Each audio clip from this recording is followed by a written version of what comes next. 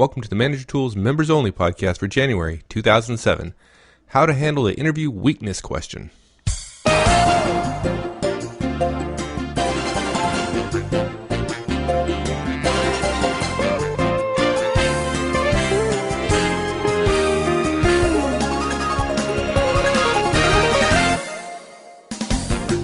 Hi, this is Mike, and as always, thanks for registering and being a member of the community here.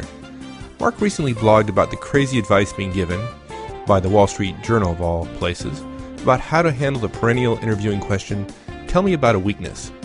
He was stunned by how poor some of the suggestions were, as well as the implication that a clever interviewee could somehow trick the interviewing manager into accepting a non-responsive answer.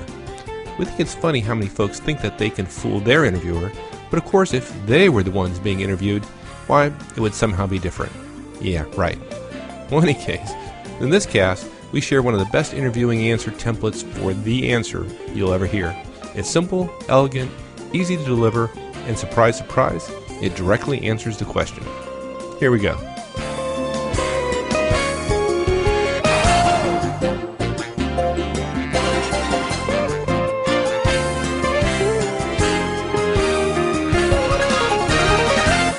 So you were pretty ticked off about that journal article when you called me. I mean, it was just an article. I really was. You're right. It was just an article, and there's plenty of places you can find bad. It was bad advice, but I've never seen more bad recommendations in one place in my life. I mean, let's just go through it. I'm not even sure that we need to do that. I mean, God, it was so ridiculously wrong. Yeah, you're right. You're a good point. You're right. But if I remember right, when I told you about it, we talked about it, and you agreed that it was just crazy. I mean, just weird. I mean, it just. Oh, I'm sorry. So we talked about what we might do if we heard some of the answers that they were recommending. Yeah. Just stop the interview. Yeah, very a short interview, or in my lexicon, nasty, brutish, and short. I'd be polite, but I really, and it did bother me a little bit that it was the Wall Street Journal, that there's an assumption of credibility and quality, and it was way out there. Well, it was way out there, and it was, we could probably just sum it all up by saying that most of the answers, they didn't even answer the question. I mean, that was my biggest issue with it. That really, in fact, I spoke at Kellogg recently, and I talked about that, and I was direct to the point of probably being shrill, and I just didn't.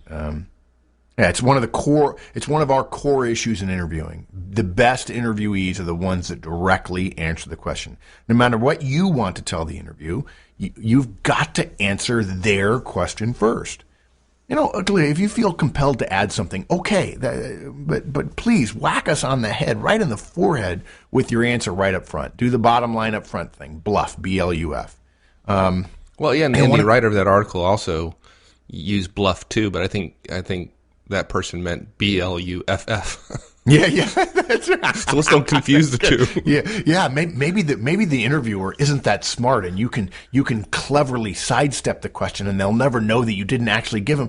I mean, God. One of the ideas was to give a weakness that could be a strength.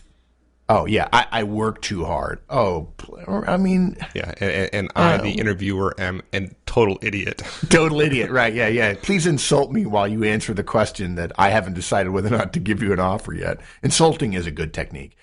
Somebody said one of the things was cite a corrected weakness. Okay, and that would mean it's no longer a weakness?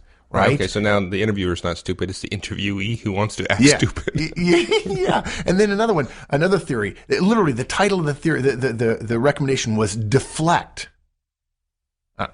I'm sorry. You know what? When interviewees say, give me a sense that they're deflecting a question, I'd say, hey, okay, you know what? Interviews are kind of they're stressful and so on. So let me just tell you, I didn't hear the answer to my question, so let me just state it again. You deflect a second time, then you really are dumb. And I couldn't even bring myself to read what was in the deflect thing. I just saw it and went ballistic a little bit. And then there was another one, is address the unspoken question. Right, sure. That's what recruiters do. We have this one question we ask, but really we want this other answer that we're looking for. And so you should know what that is. Heck, people spend all the time asking me, what are the questions I'm going to get asked?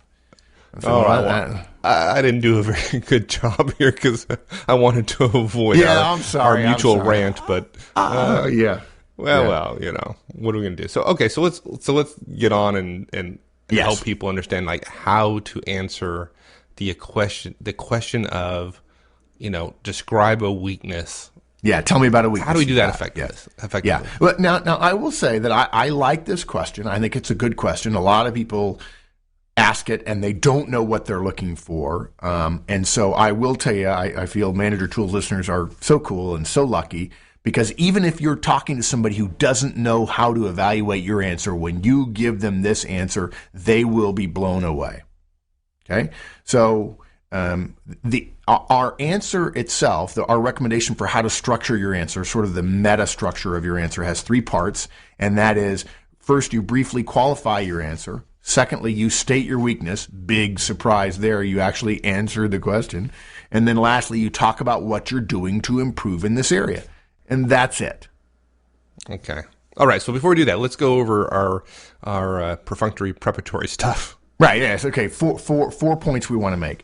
Weaknesses, what we're talking about here in this question, are not fatal flaws. And that thinking for people really, really messes up their ability to answer this question effectively. Number 2, you do have weaknesses. Welcome to the human race. And we know it. Now my secret is out. Thanks. Yes. I'm sorry. Yeah.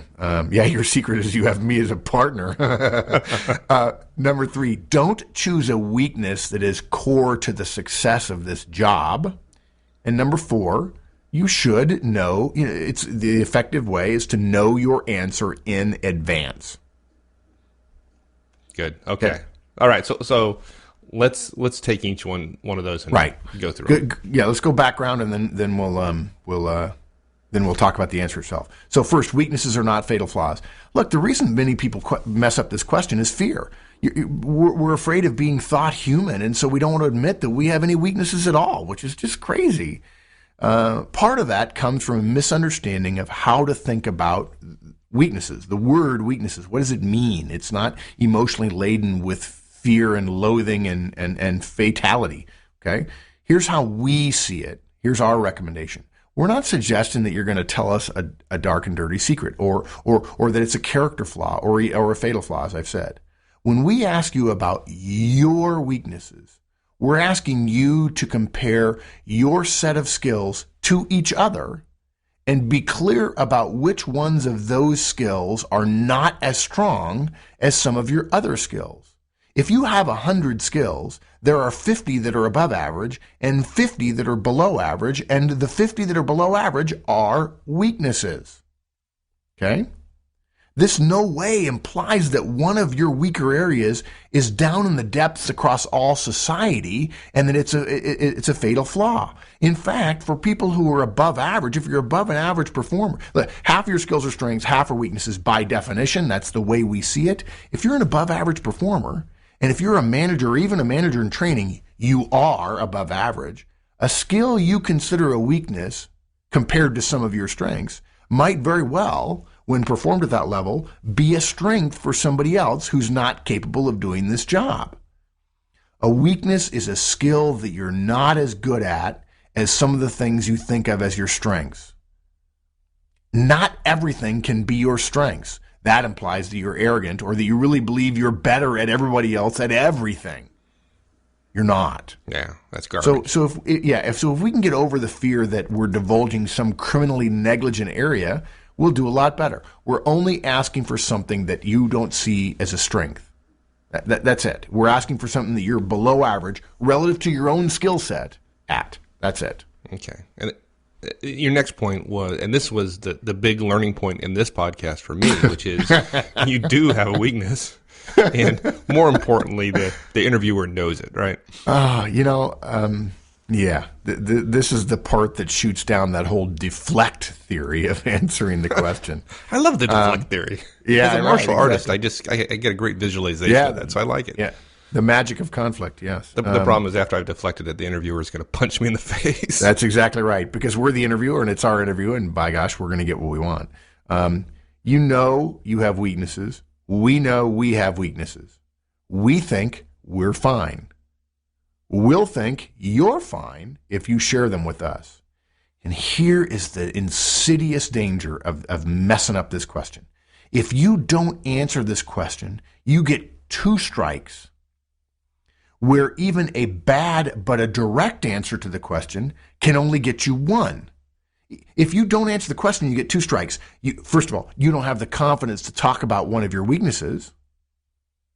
And you must have a lot, or at least big ones. That's the kiss of death. The confident person is comfortable talking about their weaknesses because they don't believe it's that big a deal. So answering the question is smarter. Talking about one of your weaknesses is actually smarter, holistically, than avoiding it, because avoiding it irritates the recruiter and it proves that you're trying to hide something. We don't like that. Yeah, that's powerful. It's kind of contrarian in thinking to a lot of folks. And it goes fundamentally to the issue that I don't care how smart you are. I don't care if I'm interviewing Bill Gates. It's my interview, and I'm going to learn what I want to learn. And I can't tell you the number of people who say, yeah, I was really clever in that interview, and I figured out a way. And yet nobody ever tells me that when they were the one who was interviewing somebody else, that they say, oh, they pulled the wool over my eyes, that's for sure. You know, it's amazing how smart people are when they're the interviewer and how dumb the interviewer appears to be when they're the interviewee. It doesn't work that way. Just offhand, how many times have you done, thousands of interviews? Oh, tens of thousands, yes. Yeah, so how often do people, when you ask that question, tell you they don't have any? Oh, boy. More than once, 5%. Right? Yeah, but absolutely. Less than 5%, maybe 2 or 3% of the time, something like that. Yeah. Yeah, they don't say I don't have any. They just say I really can't think of any. You know, I'm pretty effective. You know, it's I know. Every time I hear that, I just want to walk out. I won't unless they were so stellar that I was stunned, and I perceived that they were naive about interviewing based on their age, based on their career, and so on. I would rule them out for that answer alone. Yeah, you know, because the day I hire them, it's not as good as I expect them to be a year later. And if they can't embrace the fact that they have areas they need to improve in, there is no place for them in any organization that I can think of. Right. So the best you could ever do when asked that question and said you can't think of any is that you'd be perceived as naive. That is the absolute best. Absolute best. Yes, exactly. If you're shooting for naive, that's the way to go. Excellent. Nice. That's the best thing I've heard all day. Of course, if you're interviewing for a VP position, that's not a good. Yeah, that's not a good outcome. Okay, yeah, exactly. So now we're not asking people to be stupid either, right? About choosing a weakness core to success in the job. I mean, for example, if you're being asked, you're applying to be a C++ programmer, and to say that, well, I guess my real weakness is I'm not very good at C++. I knew it. I'm sorry. I couldn't resist laughing. I was getting ready to laugh as soon as you said C++ program. I'm like, oh, I know where we're going now. Yeah, really not that good at that core skill that you need. Yeah, but I'm really good with PHP. Yeah, PHP. Or let me tell you something. Fortran. I'm really good at Fortran. COBOL. Man, I'm a wizard. I'm all over COBOL. C++, not so much. Not so much. Yeah. I'm really good using WordPerfect. I don't know anything about Microsoft Word or Excel or PowerPoint, but and you mentioned Access. I don't even know what Access is, but yeah, no. Look, you don't choose a weakness as core to the success in the job. And remember, we're talking about you have 100 strengths. 50 of them are weaknesses because they're below the average, okay? You have more than one weakness, so you get to choose. Just don't choose persuasive ability if you're interviewing for a sales job, or an analytical ability if you're going to be a financial analyst. By definition, the recruiter doesn't learn everything about you in a 30 or 45-minute interview or after having spent an hour reading your resume, period. It doesn't happen. So you don't have to tell them that you made a terrible mistake 8 years ago and got fired from your job if they don't ask. You don't walk in and say, look, I want to be clear. Here are all the things that I could go wrong. Here are all the things that I haven't done well. Here are all my failures. So if you have a weakness that you think is related, that your primary weakness would be related to the core skills of the job, don't use that one. Now, that ought to be a sign to you that you may not be right for the job, but choose a weakness that you believe will be least damaging. Now, your weakness should not be, I'm really not good at cleaning my house. We want you to use some intelligence about professional weaknesses. But yeah, just stay away from something that is core to the success in the job. And it's easy to find that out. You should know something from the job description or from just thinking about it. Okay? And then lastly, you should know your answer in advance. Look, you know your weaknesses, you know the job you're interviewing for. Pick your weakness before you ever walk in and practice the answer. That's it. Yeah, that seems pretty common sense, but it's an amazing number of people. Well, if you give an answer, well, I really can't think of any. Well, then obviously you haven't prepared for the interview. So, yes. All right. Now that we've gone through the prep, let's walk through the answer itself. How do we answer this thing? Right. Okay. Again, briefly qualify your answer, state your weakness right up front, bang, and then talk about what you're doing to improve. Now, look, before we go into that in a little bit more detail, which is it's so self-explanatory, it'll only take a minute. Let's deliver the answer one time so everybody can hear it, so everybody can feel it as they listen to the rationale. It might sound like this. This is not my answer. Not your answer personally? This is a made-up one? This is an answer that I heard and I liked. Oh, okay. All right. I was kind of worried when I was reading the notes here. I was a little worried that maybe I need to look for another partner. Okay, go ahead. Thanks for clarifying that. Yeah, thanks. Good. Every once in a while, I procrastinate on longer projects. I know what I'm supposed to do, but I focus on shorter-term objectives on other projects. What I'm doing to address this is I brief others about my deadlines. I post my deadlines so that others can keep me on track, and I'm very open. I try to be open to their feedback when they say, hey, you're a little bit behind here. Also very upfront about encouraging that feedback from them. When they worry I might be late. And I try to build some buffer into my own deadlines because a lot of times I have too many deadlines, and so I get driven by deadlines, and that causes me to procrastinate a little bit. But I'm working on it, and I feel much better than I did even 6 months ago. What was this person do? I'm going to assume, to our earlier point, that this person was not interviewing for a project manager position. Yes, good. Yeah, exactly. Actually, it was a salesperson, which was perfect for me. I need my salespeople to be persuasive. I need them to be in front of a customer. I want them to beg to be in front of a customer. I want them to want time with a customer. I want them to be willing to drive in the middle of the night to be there first thing in the morning. And if they're a little bit late on some projects, I don't care. On the other hand, if a project manager were to say to me, there are times when I'm briefing the customer when I'm not as crisp as I could be on some of my presentation skills, I'm probably okay with that. If 80% of their work is internal in terms of managing big complex IT projects. Good. Okay, so now we get a little context of that particular answer. Right. So let's go through it. First concept, briefly qualify your answer. Well, why do we do that? It's just a way to clearly signify that this is a weakness and not a fatal flaw. If you start the answer with I procrastinate or I'm a procrastinator, you get a much stronger negative reaction from the recruiter. You're saying, by saying, qualifying your answer, you're saying this is a weakness for me, but it's not a deal breaker. Right. The qualification in that example being every once in a while. Right? Yeah. Okay. Or periodically. Or every once in a while I catch myself procrastinating. Now, for those who might say to me, but Mark, you said to answer the question directly and immediately, and now you're actually not coming out with a weakness first. You're actually saying, every once in a while or periodically. I say, yeah, and there's nothing wrong with a brief introductory clause or phrase in a sentence delivering an answer.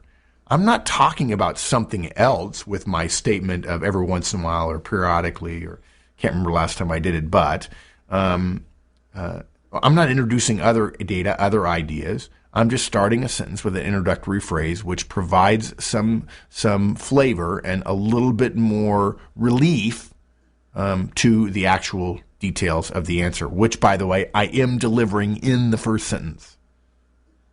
Okay. Good. Okay.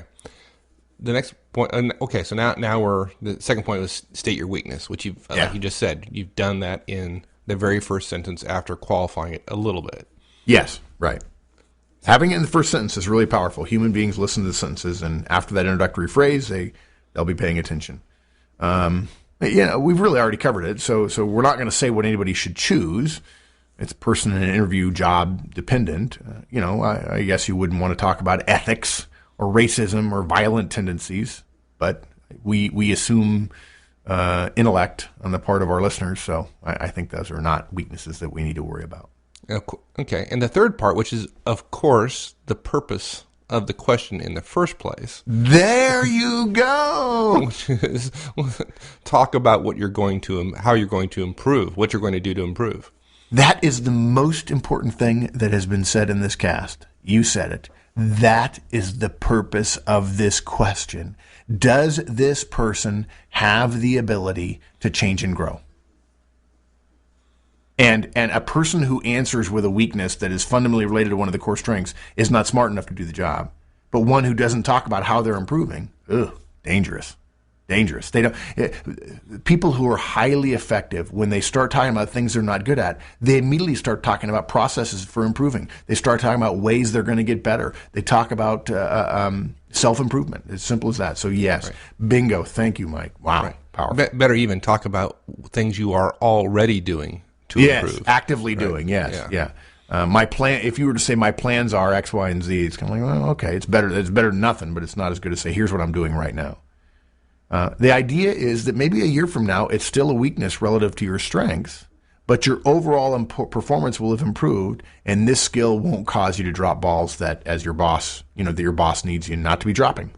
Yeah, I remember one time I got asked that question. My honest answer was that sometimes I forget things, and I said what I do is I write down everything. I am meticulous about my calendar. I am meticulous about my action items. I'm meticulous about my to-do list. And so I forget things, but I don't because they're all written down. Yeah, good. I thought you were going to say, sometimes I forget things. And what I'm doing about it is, wait, can you repeat the question? That would have been a better, let's go back and reshoot that. you know what's funny about that is that I'm sure there are some people who say, ooh, that's kind of cheesy. But you know what? Recruiters, I bet you 80% of people that would be interviewing would just love that, would love to have a little edge taken off the stress of the interview and to say, sometimes I forget things. And what was the question again? No, I'm sorry. I'm just kidding. Sometimes I need to write things down. I find that I get too busy. I get too fast and I say yes to somebody. And if I don't write it down, it slips out of my brain. That's a great one. I really like that one. But again, one of the dangers people here have is that people will hear other people's weaknesses and go, "Ooh, I really like that one. She really delivered that well." Yeah, but it may not be your weakness. It's got to be yours. So. Yeah, absolutely. Otherwise, you can't talk about what you're doing about. It's exactly. Silly. I mean, just again, this is a key learning point for me, which is the fact that I have weaknesses, and now that I think about it, I probably have so many that coming up with examples to use during my next interview probably won't be that hard. Yeah, I'm thinking that you stick with me, partner. You never have to interview again for the rest of your life. I feel the same way about you. Easy enough. Digging that. Yeah. All right. Well, okay. So that's it. Briefly qualify, state the weakness, discuss your improvement efforts. Yeah, it beats the heck out of deflect. That it does. All Thanks, right, partner. my friend. Bye. Bye. Well, there you go. Yes, you can survive the weakness question and actually answer it. And although it requires a bit of thought beforehand, but isn't that true for just about every interview question, it's pretty straightforward. Put it to use and then let us know how it works for you. Until next time, folks, so long.